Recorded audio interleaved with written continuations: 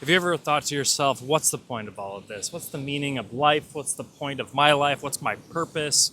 What is the point of all of this? What's the point of the success, the suffering, the pain? What am I supposed to do with all of this? And I think that question alone brings more people to the spiritual path or to that path of self-discovery than mostly anything else. And the reason why I think that is because we live in such an awkward time in human history where there's more technology accessible to us in these past few years than ever before. There is more signs of globalization accessible to people than ever before. Information travels fast, and it's just like so overwhelming sometimes.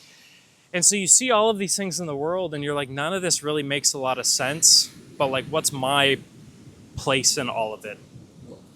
And that's a very understandable question. It's a very real question. I think it's a very good question because I've gone through that myself. I was homeless at 18. I didn't even want to live anymore. I didn't know what the point of this was. I grew up in this Christian conservative household.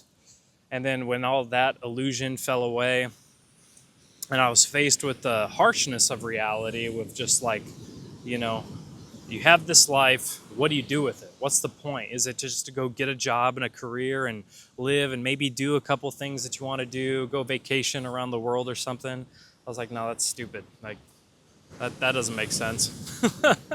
And I had success in those worlds. I worked in the corporate fintech world. I started several different businesses over time. Like even when I had part-time jobs, I've generated multiple six figures online for different clients, different like other different businesses, all within kind of the spiritual / self-development niche world. And then, in the past year, things have just kind of hit this flow of just like really everything that's not what was aligned with my heart has just kind of fallen away. And the things that are aligned with that purpose are starting to amplify and grow. I think the main reason why that's happening is because my intention is there, my attention is on it, and there is just this acceptance of myself and not accepting the things that aren't for me, letting those just kind of pass by. But I think this question is a very real question because in the self-development world, you come across self-actualization, Maslow's hierarchy of needs. You come across self-realization in the different Eastern mystical traditions, and then you come across this word Dharma. And if you've watched my Dharma videos before, I'll drop a link at the end of the video so you can check out one of those other ones. You'll remember that there's your Dharma, your personal path that leads you to a higher, brighter state of awareness that is aligned with your purpose in this life and the things that you love to do so that you can create something and give it to the world that not only helps yourself, others, but society as a whole. And then you have this word self-realization, which is really coming to you from a place of mystical realization. There's nothing religious about it. There's no God kind of has nothing to do with this. It's a pure mystical transcendent state of awareness where you fall away into realizing the true self. And there's layers to this. I don't want to get super deep into that roadway, but essentially what self-realization is the transcendental experience and realization of yourself as a drop of water within the ocean of water, or you realizing and experiencing yourself as a drop of light in the ocean of light. And this is a mystical experience. This is a transcendental experience. This is not intellectual. This is not mental whatsoever. It is a complete collapse of the mind, what you would call the ego or the individuated self, into this pure state of awareness where you start to grasp the fullness of consciousness. And awareness and consciousness are two separate things. Consciousness cannot be divided. It is the quintessence of everything that we share. And awareness is the individualized depth or expansion or limits of what we are aware of within the field of consciousness. And so your awareness expands and grows as you spend more time with yourself in stillness, the more experiences you have in the world, the more time you immerse yourself in light, your awareness expands. And then at a certain point, the individual that is holding the awareness dissolves into that light, and you experience the depth of consciousness or the fullness of consciousness. And there's no individual that's experiencing that in that transcendent moment.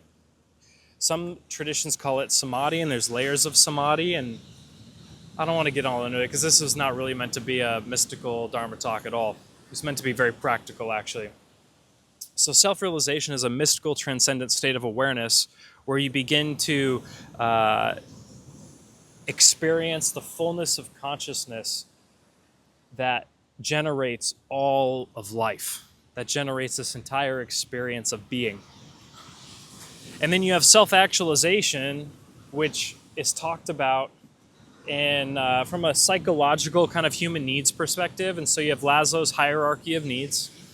And he states that at the very top of this triangle is self-actualization, where the human to need to be, or the human being to be fulfilled needs to actualize their potential. And I have a little bit of beef with that, and I'll tell you why. There's a good underlying reason for it. I think it's coming from a great place of psychological self-development, but this is what I think it's missing and why I think it really points to the wrong things.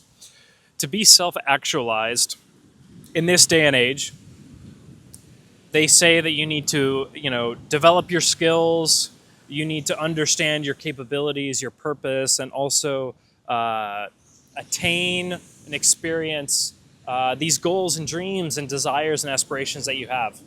Now, what if all of those things aren't actually you? What if all the dreams you have, what if all of the goals, all the skills that you've developed, what if that's not actually aligned with who you are, with what you came into this life naturally carrying? What if it's not actually aligned with your heart and a higher purpose or destiny that is something you can fulfill? And the reason why I say that is because all of your life, you have picked up impressions from the environment, from your parents, from social groups, from society, from culture, from media, from propaganda, from all of those things. And those have all created filters on your awareness through your mind. And as a result of you navigating your life experiences, it is very possible that you are making decisions that are coming from impressions and conditioning rather than a place of what's coming from the heart. And this is something that is very important to at least confront and start to be honest with yourself about, because this is, I think, the single biggest reason why people make life decisions and then ultimately have a midlife crisis, or they're not or they're not happy in life. They join relationships they really don't want to be in, and all these sorts of things. It's because they're not actually living with what's in alignment in their heart, and they're making decisions based in logic, or they're making decisions based on multiple layers of filters and mental modifications as a result of their upbringing, their trauma, and their conditionings that they've been exposed to.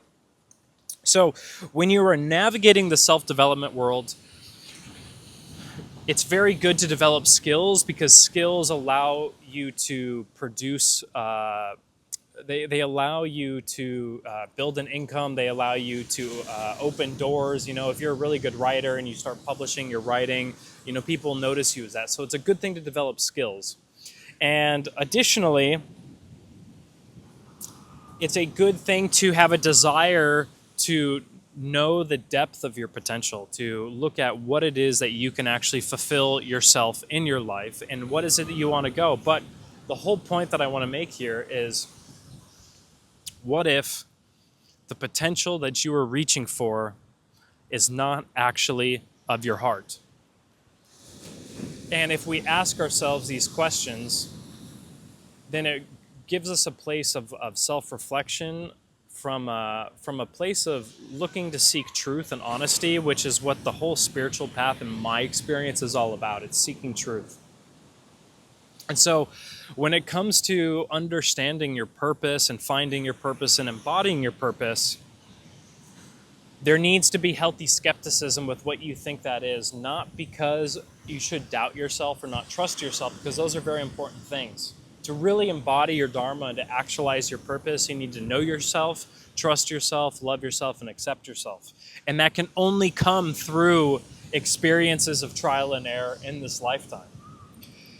So, when you are looking to realize your potential, or when you're looking to actualize your potential, I believe it is very important to start with the self realization element of this, because you are starting with the basis of truth. So, what does that mean? Does this mean go join an ashram or anything like that? No, not at all, not whatsoever. To go down the path of self realization, it means to still your mind, to quiet the internal chatter of your mind, your emotions, connect more with nature, but more importantly, learn to go into light. And why this is such an important element is that light is the manifestation of your awareness. It is a mystical state of awareness where you begin to place your attention outside of your being, outside of your mind, outside of your emotions. And you begin to expand your awareness further and further. And ultimately, there is a mystical experience where you begin to experience light. Now, this light is very healing to the body, it's healing to the mind, and it's healing to the emotions. And what this light does is it dissolves the mental structures of your mind, it dissolves the paradigms and the worldviews that you have layered on top of yourself as a result of your years of existence, your years of life itself. So when you begin to meditate, you still your mind, you still your focus, and you bring it to a single pointed place of attention. And now mystics, we focus on meditating in light. And when you meditate in light, there is a increased amount of energy, like more energy that is flowing through you than 99% of the world is ever going to experience. And the reason why is because you're placing your attention on the source of your awareness itself, which is light. And remember, light is manifesting itself as awareness. And so, actually, light is the manifestation of your awareness, I should say. Excuse me. So, when you begin to question what's my purpose in life, don't go down the self-development rabbit hole, because the chances are you will spend 5-10 years healing. You will spend 5-10 years cultivating yourself, developing yourself. And most of those people in the self-development world are just parroting things that they've heard from other people. They're parroting books upon books, upon books, upon speakers, and it's just a giant fucking mess. It's a big mess. So start with classical self-realization of looking to know the truth of your being, looking to experience the fullness and truth of your heart, because your heart will not lie to you, will not steer you wrong. But there are so many layers of impressions out there that block what the heart is actually communicating to your mind. And so this is why in some traditions they say that the heart-mind connection is the most quintessential psychic connection to be established, because the heart will not lead you wrong, but then the mind also gives you the ability to navigate the world, to discriminate, to make wise choices, to discern, all these sorts of things.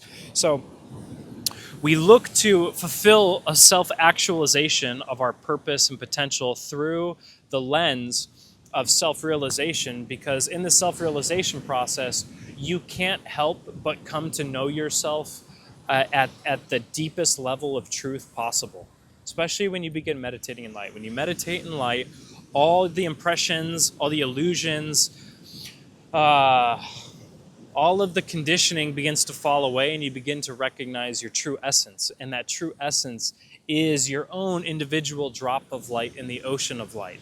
And so when you begin to experience the essence of your being, you begin to awaken more life force energy within you. You begin to awaken the connection to your body, to your heart, to your mind.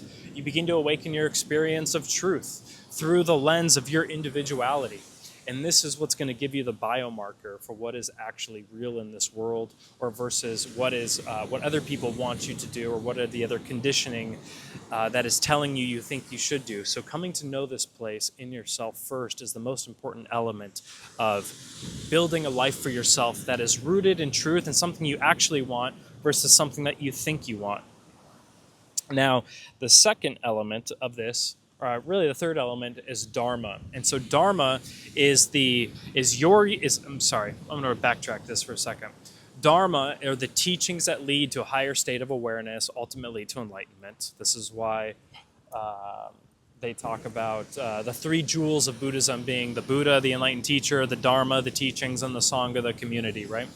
So the Dharma is the teachings that lead to higher states of awareness. There is the Dharma, which is the flow of life through the universe. And then there is your Dharma. Your Dharma is your path that leads to your own higher state of awareness, that leads to your own enlightenment, but also is your purpose, your reason for being as this little drop of light in this ocean of light. And what that little drop of light is going to express itself through the finite, infinite expression of consciousness, which is you. That's your lifetime right there. You're that little ball of light that has somehow manifested itself from the ocean of light, and now you have this grand, fantastic world to live in. And so that is your Dharma, that's your purpose. And here are the qualifications that I believe help someone discern their Dharma versus just things they like to do or they enjoy to do, etc. And if you've come from a personal development background, this might be a little different. Oh no, we'll see. So number one, your Dharma is something that you love to do all the time. Not necessarily all the time, but it's something that you love to do. You always enjoy doing it. There's never this resistance to doing it. You find so much joy and aliveness as a result of doing it. Okay, so that's number one. Number two is it brings you into a higher state of awareness. It brings you happiness. It brings you joy. It brings you peace. It brings you into it shifts your vibration just by doing it. And these are the things this is the thing that you love to do. And then the third thing is it good for the world? Is it good for society? And is it good for yourself and others simultaneously? And this, I think, is the biggest qualifier, because so many people out there that I see just have the most amazing gifts. They're going down this path of building a business and building a company. And in reality, that thing is not actually good for society. It's not actually good for the ecosystem. It's not actually good for the world.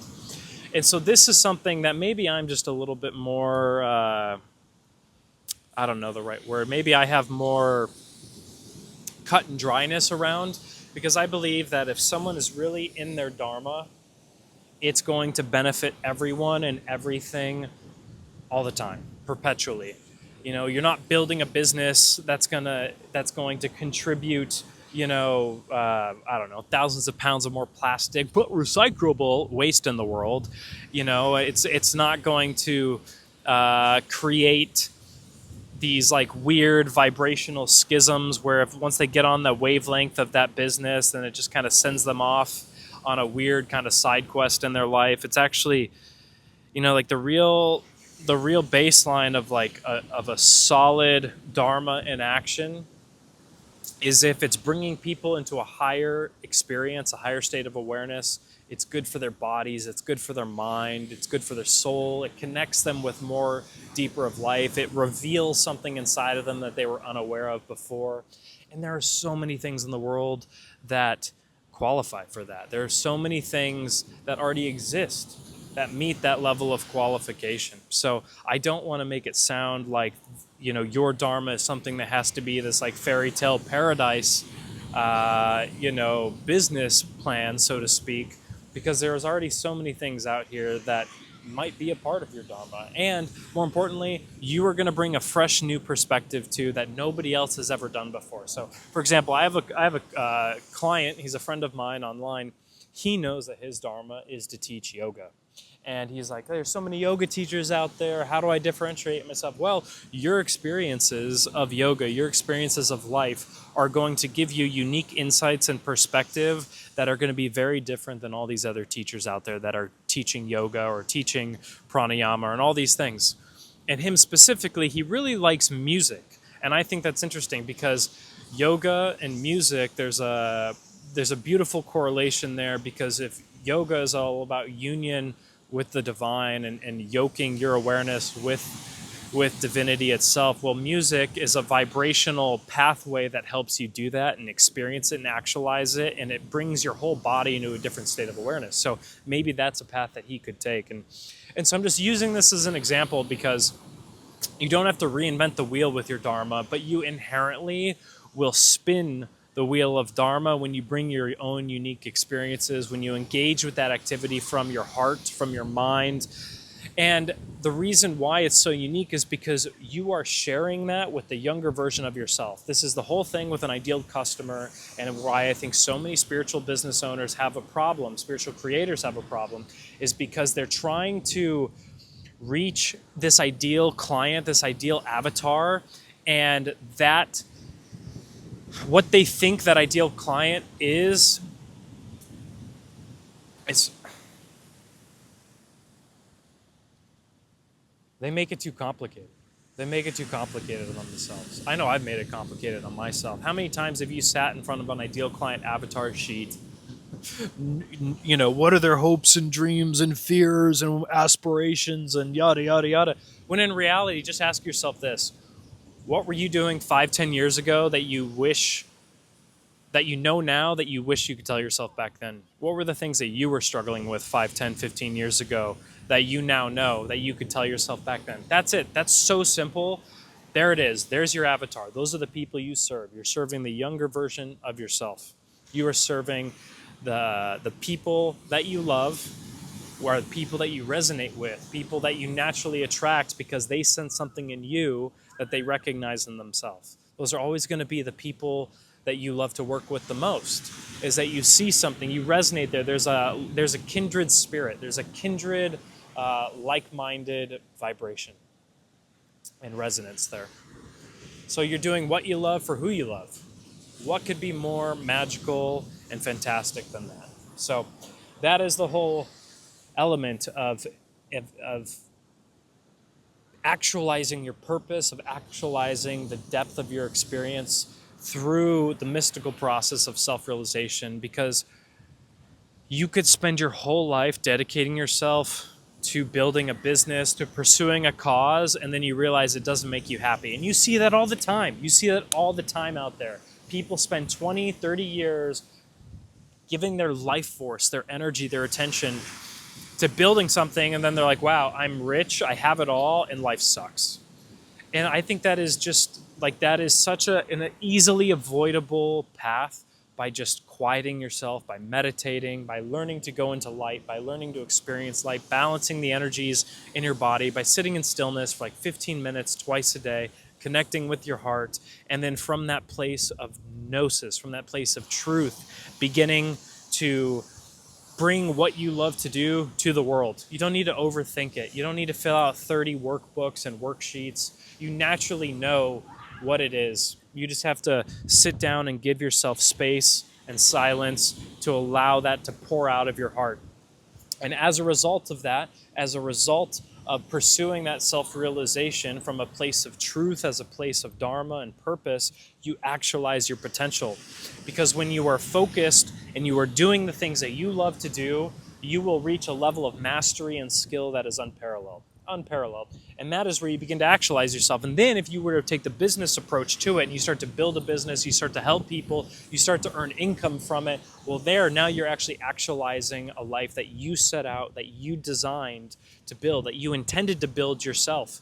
And that's what a lot of people never get the chance, or they don't really even give themselves the opportunity, because they need to go work a job, a 9 to 5. They need to go work for the corporation because it gives them healthcare and insurance benefits. When in reality, you could probably generate way more wealth by working 3 to 5 hours a day and just giving yourself time to sit with yourself, to allow that to come out of you, from following a simple plan of action and trusting yourself and pursuing that goal, that worthwhile ideal, with so much intention and energy and focus, that it just starts to materialize, and you begin to learn about yourself in the process. You stop second guessing yourself. And this is where accepting yourself and trusting yourself and loving yourself really comes into action, is giving yourself the space to allow those things to come out of you, to trusting yourself to take the right actions when your intuition, when you start seeing the signs from life, when they start guiding you, and to love yourself enough that no matter what happens, whether you hit the goal or the success metric in the moment, to know that you are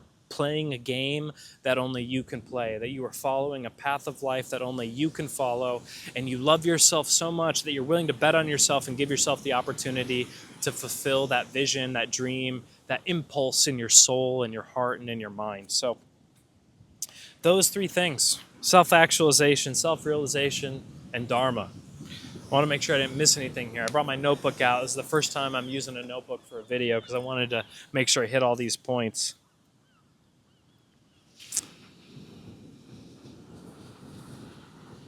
Yeah, banger. All right. We got it all, baby. So there you go. To really actualize your potential, to really actualize your purpose, you need to ensure that it is aligned with your Dharma, which brings you into a higher state of awareness. You need to ensure that it is aligned with your own self-realization, which we've already talked about. You begin to get a better sense. You begin to grasp. You begin to cast away the illusions when you start to meditate and go into light. So what I'm going to do next is there's going to be a series of videos in the description that are all related to deeper topics that we've talked about. There's going to be a video about Dharma. There's going to be a video about mystical meditation and light. And so you have the option here to message me directly if you want to work with me one-on-one, if you want to experience what that's like, growing your business, fulfilling your Dharma, advancing your Dharma project, and bringing more of yourself to the world. There's an option for mentorship. I'll put that in the description below. Or two, if you want to continue going down the path of understanding self-realization, light, meditation, there's going to be more content there. So take a look at those little descriptions down below. Give me a like, a follow, subscribe, and I will catch you later, skater. Peace. Oh yeah, I promised I'd show you the beach here. So there you go. Look at that. Beautiful beach. No one out here. We're living a solid life. Beauty every day. Later.